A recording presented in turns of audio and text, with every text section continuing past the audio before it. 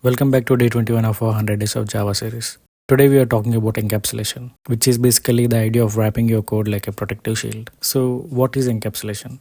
Think about your phone's lock screen password. You type the password to unlock, but do you know how the phone is actually verifying it inside? No, that's hidden from you. You only interact with the public interface, the keypad. The internal working is entirely private. That's encapsulation in Java. You hide the internal details and only expose what's necessary. Let's write a code for user password management to understand encapsulation clearly.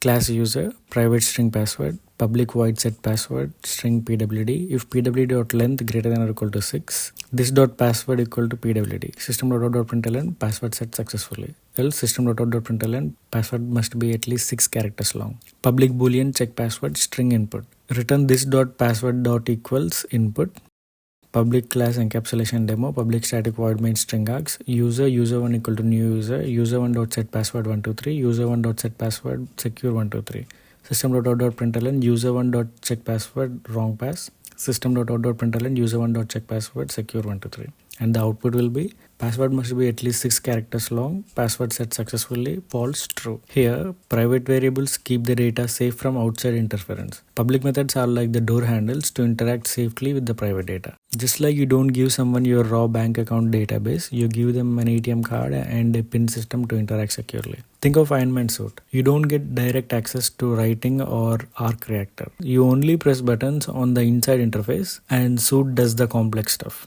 That's encapsulation. So in short, encapsulation is data hiding plus controlled access. It keeps our program safe, modular, and easy to maintain.